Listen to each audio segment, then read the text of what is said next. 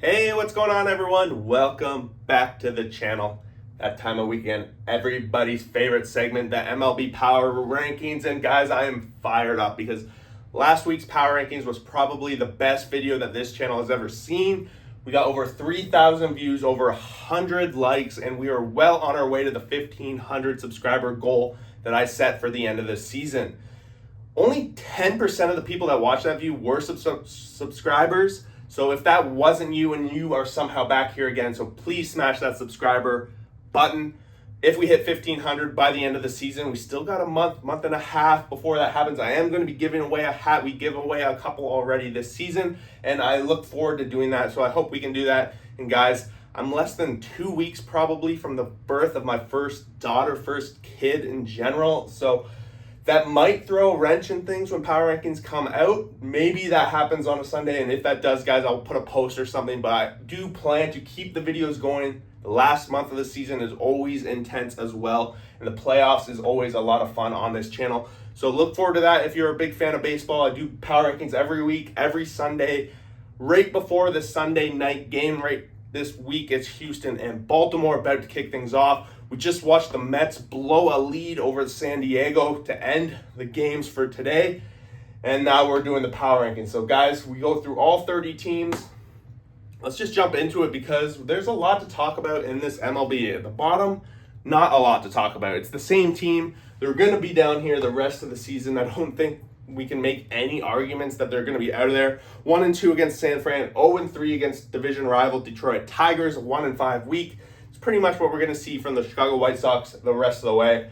Don't really need to jump too much into it. But number 29, this is a team that has not been this low on the board all season long. And it's just, I think, time that it seems like some of these other bottom row teams are starting to maybe be more competitive on given nights. But for whatever reason, the Angels have just completely gone off the deep end. 0-4 against the Toronto Blue Jays. Not a great series with them whatsoever. They almost got no hit on Saturday, as well as they got swept by the Jays last week. So overall, 0-7 against the Toronto Blue Jays, a team that has been a staple for the past month in this bottom row. That's just not good. And then they also go 1-2 against Kansas City for a 1-6 week. Angels, just, I think this is rock bottom for them. The only way they could get is a 30, and I don't think that's possible. I don't even know if they play it anymore, honestly. Number 28, I think they are the beneficials of just the Angels not being so great. They did manage to steal a win against the Yankees this weekend. Their offense did pretty well in that game in the win. And then they go 1-2 against Washington. So overall, 2-4 week, kind of the standard status quo for the Colorado Rockies. They're looking forward to next year. Of course, we're starting to see some of their younger prospects and some of the young guys getting a chance to be everyday starters in the MLB, and some of them are looking somewhat good. So it's going to be something to watch. Of course, the NL West has been that powerhouse division now for a couple of years. Arizona was the team that sat in this bottom row for a long time, a couple of seasons ago. Now we see them in the top row contending for World Series championships. Can Colorado turn their story around and make that their story going into next year? Only time will tell. I'm excited to see what comes of Colorado. That's pretty much what this bottom row is about. It's about teams at this point completely out of it. What's their future we're really gonna have in store? Next up, Miami Marlins, 0-3 against Arizona, 1-2 against the Cubs. Not a lot to say. They didn't really get shut out this week. I guess that's a bonus for them, but it's another weak team just kind of playing out the rest of the year. Arizona, of course, powerhouse. Cubs, technically a couple games below 500, in theory, playing for playoff hopes still, so there is a little bit to play for there. Not surprised that they lose. Number 26, I'm going to keep them in the same spot, and it feels a little ugly having Washington this low on the board. It's kind of like a little bit of a line here that we're starting to get into a little bit better teams, nothing too crazy. 2-1 against Colorado, 1-2 against Atlanta. Washington continues to just kind of give teams a run for their money. They do beat teams that are ahead of them on a somewhat consistent basis, but overall they are losing more than they win. And I don't think when you look at their team on paper matching up against anyone ahead of them, you're going to really pick Washington more times than not. They're a team that has built on the year before, at least a little bit. There is some nice things to look forward to, but at the same time, they're going to be the bottom of this division. At this point, I'm kind of predicting them slightly ahead of Miami, But we'll see. Miami obviously picking up a lot of prospects this year over the trade deadline. Next up, number 25.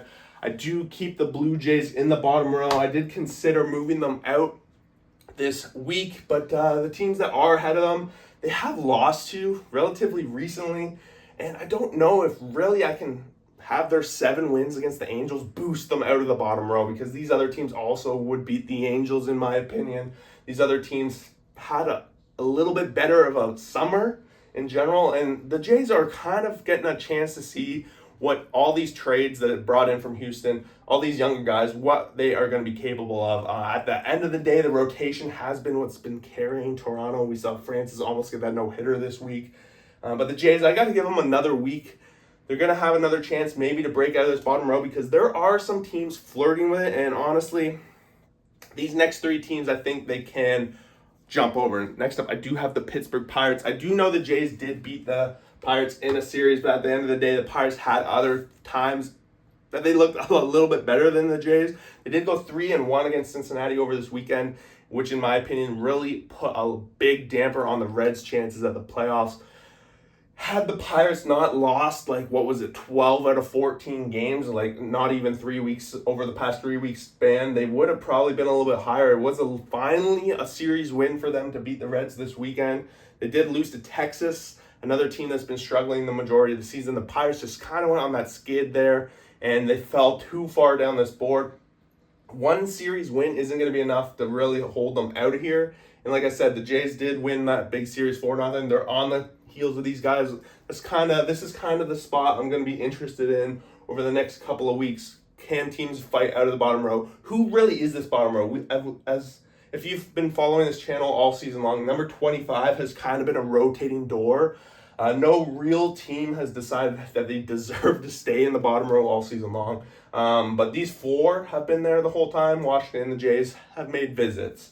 Number 23, I do have the Oakland A's. They continue to be somewhat of a team that never really is out of a baseball game.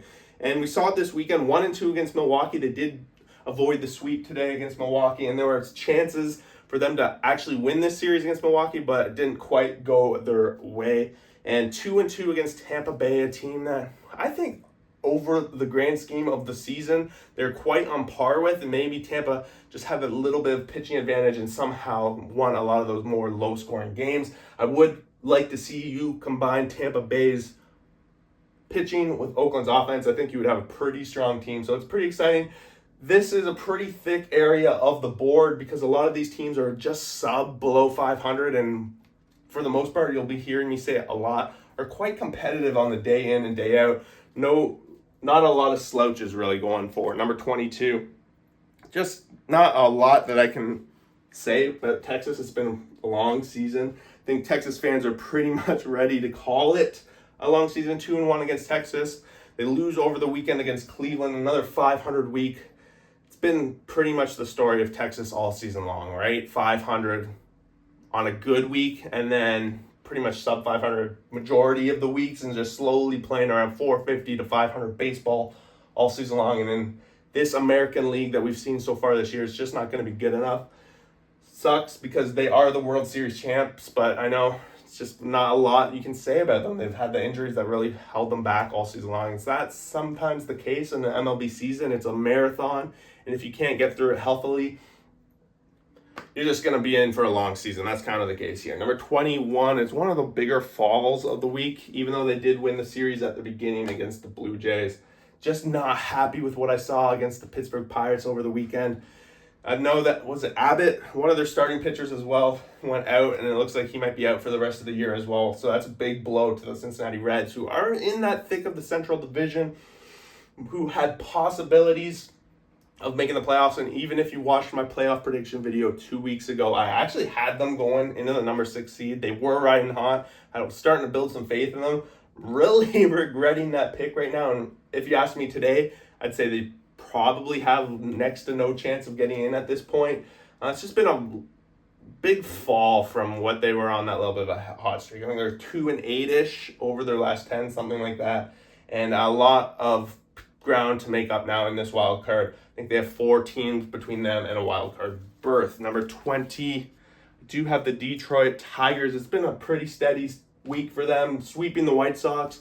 And if you're going to compete in this division going forward, you're going to have to beat up on the White Sox. It's pretty much the staple of any team that's going to win this division. I think that's pretty much a key for them. And then as well, they do lose the series to the Cubs earlier in the week. Two teams I think that match up very well and are pretty even on paper. Even on the power rankings coming into this week, I had them right beside each other. So it kind of set up for the decider of who would be 19 and who would be 20. So the Cubs do win, right? And they get that little bit of advantage. The Cubs also have a pretty awesome weekend in beating Miami. So that's a back-to-back series wins for the Cubs, 2-1 apiece, 4-2 on the week. And to my surprise, the Cubs are only 3 games below 500, and that's when we start to really get into this area. We've talked about it many weeks now. We don't have any teams above 600, which means we have a whole bunch of teams right around 500 because, of course, we have the Chicago White Sox who are like 220, and we have the Angels who aren't too far ahead, all these teams like 300. So we have a big thickness of 500 teams, a couple games above, a couple games below, and it really is creating an interesting playoff picture. We're starting to get a big spread, like 12 and up, of course, is the playoff caliber teams. And it's starting to build a spread, but that still leaves this middling and this second bottom row relatively close, and it's going to be pretty exciting going forward. Number 18, just pretty much definition of average. I think they're sitting basically on 500. Losing the series to the Dodgers over the weekend, not a big surprise. They did have a pretty interesting series, though. They had a chance to really win this, and the games were really close for the most part. At least today, they're losing 3-1. They win the one game, I think it was 9-8 as well. And then Tampa also goes 2-2 against Oakland. So like I was kind of talking about how they match up very well when I was talking about Oakland, you can just go to see like all these teams we've talking about so far, so tight. And really you could probably make arguments every team so far and even this next team of where anyone could be. Number 17, St. Louis Cardinals. And to my surprise, they had a winning week. I didn't really notice them this week. It was pretty much a quiet week for them. Maybe it's just focusing on other teams, but they did play the Middle West pretty strong. 2-1 against Milwaukee, a division rival, a team that I had in the top 3 last week, and a team that was really cementing themselves as pretty much dominant in this division. Still, I think Milwaukee's lead in the division is close to 10 games, so I don't think that is in jeopardy. But for the fact that they're beating up on these teams that are on that playoff hunt, 2-1 against Minnesota this weekend as well. It's 2 series wins, and St. Louis isn't out of the playoff race. We saw them have a really good, I think it was May and June as well, when they had a slow start. They could go on a little bit of a run here. We have about 5 weeks left now. Super interesting. This is one team to keep your eye on going forward. Number 16, kind of like the opposite of what St. Louis has been doing.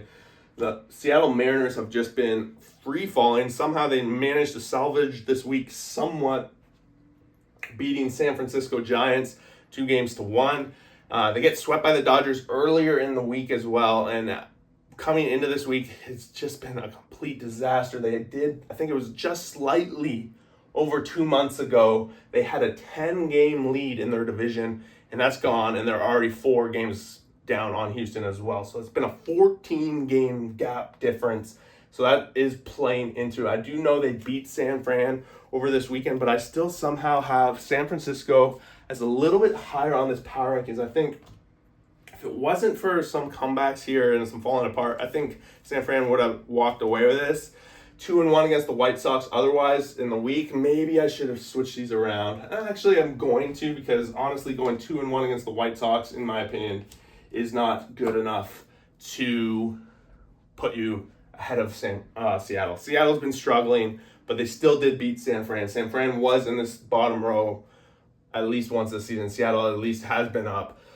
It's 2 teams and kind of going in different directions. San Fran's kind of just sticking around where there's been a hole in Seattle's boat and it's just been leaking. But firing the manager, all that talk around that might have sparked a change in Seattle. They win this series. I want to see what this next week is going to be, because if they have another losing week, I'm ready to drop Seattle. They're completely out of the playoff race really at this point. And honestly, it feels like it's my fault because I cursed the Cincinnati Reds by picking them as the number 6 seed, and I might have cursed Seattle by picking them to be the number 6 seed as well. Number 14, starting to kind of come down to earth of what people's expectations were at the beginning of the season. They did start the week very well. They went 2-1 against Houston, a team that I had moved up quite significantly on the board, and that was a big series win. It really demonstrated Boston was ready to go.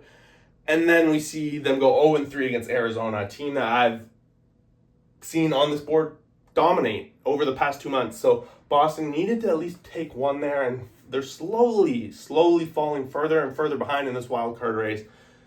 With 5 weeks left, you almost need to play 600, 650 baseball if you're out of the playoff race, and you want to make up games because there are a few teams ahead of you. I think Boston is 4.5 games out of a wild card spot now, just not enough. Number 13, I was ready to move these guys up to that top 2 row. I was thinking about it, considering it, and then it just was a stamp on the Mets season when they blew the game today to go 2-2 against San Diego Padres, and they also did not look great this week, right? They go 2-1 against Baltimore. There was a situation there where they had a chance to really go for the sweep, in my opinion, but they fell short there. And they go into San Diego and win the first couple games and then fall short in that. It just seems like they're not getting that knockout punch when they get the chance. We see the Mets every once in a while. They're creeping back in, catching up to Atlanta for that last wild card spot. But Atlanta continues to have pretty solid weeks. So the Mets, when they get the opportunity like they did exactly today against the Padres, they got to be able to close the door and can't have these late inning collapses like we saw today to get back in this playoff race. Of course, they're probably the closest team on the outsides looking in right now, and that's why they are, of course, at number 13. Number 12, that team we were just kind of mentioning, Atlanta, continues to surprise me. Another winning week, 2-1 against Philadelphia, and then 2-1. I can't even see what I wrote down on this sheet. Against Washington. Wow, that was some bad writing. So 4-2 week overall. And the wins against Philadelphia, massive. I don't even know what else to say other than they were massive, right? Philadelphia has struggled to beat teams that are above 500, and I guess maybe that playing a little bit of a role into it. But to be in this division and in this playoff race, considering the injuries they've dealt with these key players, I just continue to be a little bit shocked. In my playoff prediction video, I did predict them missing, but I had the Reds there. It just goes to show how much of a discrepancy I kind of thought that Atlanta is. But at the very same time, got to give respect where it is. And they continue to win. And every time I start doubting Atlanta, they start winning. So the more I doubt them, the better for Atlanta Braves fans out there that they are probably going to keep on winning. Number 11, I do have the Kansas City Royals 2-1 against the Angels, 1-2 against the Philadelphia Phillies. And the Phillies really showed some weakness in the Royals team this weekend, really putting up double-digit offensive numbers all weekend long against this Royals team. The Royals starters have been the pretty much cement mixer of this team for at least the last many weeks, and of course the beginning of April and May, they had the best ERA in the MLB. A little bit of issues here and there, but we are seeing that Walker come out and show that he has some stuff still, and this rotation, top 5 probably in the league. So they do have the capabilities. Right now they're snugly in that last wild card spot in the American League. And at this point, I think it's theirs to lose. Number 10, arguably them and Kansas City can be pretty much interchanged. Kansas City has had their shaky times. Minnesota's was really streaky and in my opinion has been a lot more consistent, at least over the last couple of months. 1-2 against San Diego, 1-2 against St. Louis. Not exactly what you want to see trying to get into the playoffs and secure your spot going against a team that's fighting to get in and another potential playoff team. If you asked me a few months ago, I would have said the American League was by far the dominant, but it seems like as of late, the National League has been getting the better of the American League, and we're going to start to see it as we start to get in the top of the board. That's a little bit more National League dominant, it seems like, and a lot of that. But number 9 isn't a National League team, and a team that was number 1 for many months back in the summer, but they've kind of shown their true colors, and it's another 500 week for Philly, 1-2 against Atlanta, 2-1 against Kansas City. Two teams that are right behind them And if it hadn't been for them building such a massive lead in their division, I'd be a lot more concerned about Philadelphia. I think at the very least they're going to make the playoffs. Whether they get that first round bye is really up for debate now. They really got to put their pedal to the metal and sort that out. But right now they're going at about 500. They're struggling with teams above 500, but to go 500 against teams above 500 this week, tongue twister right there. Got to be a little bit of credit there. So they're kind of floating there. I want to see something more out of Philadelphia. I know they have more to give, but right now they just aren't showing it. Number 8 is moving up a couple of spots. I do have Baltimore, and of course, I'm like the only guy in power rankings land that has the Baltimore Orioles this low. I had them as low as number 10 last week, and a lot of people are saying I'm crazy. I'm still not sold that they've been able to sort things out, but at least they're starting to right the ship this week. It's another 500 week, though, at the very least. At the bottom line is it was another 500 week. This team has been 500 for almost 2.5 months, if not more. So there is that big concern there. But it almost feels like, and we were talking about this in the Discord, that the grand slam that they hit on, was it Saturday or Friday night, to come back against Houston to make that win is potentially, it feels like there's some energy and game changing there. And then they followed that up with another win against Houston. So they're now up 2-1 on Houston, playing a 4th game tonight. Right now it's probably going on the Sunday nighter as you're watching this. It might even be over by now. But I do kind of think that Houston is the better team, and that is why I do have Houston as number 7. But Baltimore, they're trying to right the ship, and it feels like something different going on there. So moving on to Houston, like I said, 1-2 against Baltimore so far. They did lose as well to Boston. So in the American League East, they lose both series. A little bit of concern there. It's 1 week, and I say this very often as power rankings. I don't get overhyped about 1 week of losing, especially if you've had a little bit of a track record of putting up wins and being a little more consistent. If you're a little more streaky, it can have a little bit more of a deal. But Houston was in 4th last week, so it did punch them down a couple of spots. By saying this, I kind of am predicting, and that's what I kind of like to do with this power rankings, is set up these kind of situations where I make a prediction. I am predicting Houston to split the series with Baltimore tonight and take up the dub. That's kind of how I'm ranking. If Baltimore wins tonight, you can only assume that I'm already updating the power rankings. You don't see it until next week, but Baltimore will be moving up. Number 6, I got the Cleveland Guardians. They are back in the top row after a quick hiatus from it, and it wasn't like a great week for them to really show that they are out of it, but they played pretty competitively against the New York Yankees, and then they do win a series against Texas. A lot of it has to do with the Royals and the Twins having a little bit of a struggle, so it does give the Cleveland Guardians a little bit more breathing room, creating a gap there, as well as these guys just haven't played much better. And honestly, the Guardians have been more consistent all season long than all these teams below them. So I don't really have much of an argument other than that of why they're there. Number 5, a team that has flirted with the possibility of moving up, but just can't seem to do it. I think they've been in this spot for 3 weeks in a row. 2-1 to start the week against Minnesota. That was the start I was looking for. I was really thinking this is the week that they finally break out of that. And then they go 2-2 against the Mets, almost 1-3. And if it wasn't for a comeback today, they would have fallen. Of course, as a team that is competitive, both these teams are top teams. But I want to see more, and when we're seeing more from the teams above them, just can't make that step yet, and San Diego stays in number 5. Number 4 on the board, I do have the Milwaukee Brewers. After moving them up to number 3 last week, they have a little bit of a step back this week. They do lose the series to St. Louis to start the week. Every hot team eventually has to lose a series. You're not going to win every single series. I talked about this last week as well with Arizona. I talked about with the Dodgers. I talked about with all these other teams we're going to talk about ahead of them. Then they've bounced back. They have a nice series win against Oakland. I would have loved to see a sweep. That would have been a pretty big way to get back into that top 3 and stay there. But at the same time, they got a 10-game lead on their division. Their bats are handling it. Their rookies are stepping up big time. And their rotation and bullpen have just been lights out for the most part. We did see the little bit of a struggle in that 9th inning the other day. But it's going to happen. It's really hard to close out games night in, night out. It's going to happen. Number 3, I got the New York Yankees, and for me, they are the top team in the American League. And I don't really think a lot of teams have what it takes to be able to take it to this team in a best of 7 as of right now.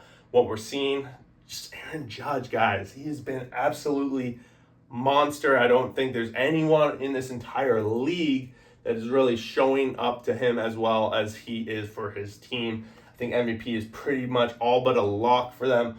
Whether they can use that and build it is going to be important. They really need this first round bye. Baltimore is right on their heels, is still really close in the division race. First round bye is going to be super important for a team like the Yankees in this situation because they are very capable of losing 2 out of 3. But as the series get longer and longer, I think the power and the devastation that Judge and Soto and those guys can do is just going to be that much more. Garrett Cole's starting to be back in form. It's just a team that you got to watch out for. And yeah, number 2 on the board, I do have the LA Dodgers. They've been starting to heat up. They're starting to be the team that we expect them to be. I wouldn't be surprised if they are the first team back above 600. They are leading their division, and while I don't have them the highest on the power rankings in their division, they are technically leading. They just have more ground to make up. 3-0 against Seattle, 2-1 against Tampa Bay, 5-1 week. I think that's back-to-back weeks where they went 5-1 now, so pretty monster weeks for them. And the only fear we saw today, I don't know if you guys saw it, but if you did, Ohtani taking a pitch off the wrist. He looked like he was in immense pain, but he continued to play the game, so at the very least, hopefully he's okay. But if they do lose Ohtani to some sort of fracture or something like that, it'd be bad news bears for the LA Dodgers. And yeah, number 1. For the 3rd week in a row, I do have the Arizona Diamondbacks. Now, guys, I took a lot of heat for having them at number 1 last week. They lost 1 series. They got swept by the Rays, and I talked about it in depth about how it's the Rays. The Rays have been absolutely stunning people all year long, all decade long, and we forget, like, this isn't a 1-week kind of thing. Like, the Diamondbacks have won, like, the most games out of any team on this board in the past 2 months. And it's without a question, they're dominant. Their runs have been absolutely smashing. We saw it again this week. 6-0 this week, 3-0 against Boston, just absolutely devastating Boston's playoff chances. Boston's playing playoff baseball at this point every single day, and they sweep them. They absolutely beat up on the Marlins 3-0 as well for a 6-0 week, guys. Like, this team is the team to catch, and I don't care what you guys say about records or what I'm talking about. You guys just have to look at the box scores over the past 3 months and really see that this team is the real deal, and it has been now for at least 2 months. They sat here for 2.5 months to start the season in the exact same spot. They were dealing with rotation injuries. They were dealing with lineup injuries. And those guys have come back, and they have a lethal lineup. The one concern is they have been playing from behind more often than you would like to see out of a top-tier team, but somehow they're making those comebacks and they're making it work. Kento Marte still out, and they are still managing to go 6-0 on the week. So, guys, you got to give credit where credit is due. Arizona continues, in my mind, to be the top team in the MLB. Let me know what you guys think, of course, in the comments below. The discussion keeps on going. I try to hit back almost all the comments with my own perspective and just answer and give credit to you guys. Like I said at the beginning of the video, guys, subscribers, I could use a lot of them. That like button, we've been hitting 100 likes per video as of late, and I am on my way very much to that 1,500 giveaway. So if you guys want to be a part of that, you must be a subscriber. Let me know what you guys think. We'll see you for that next video. Peace out.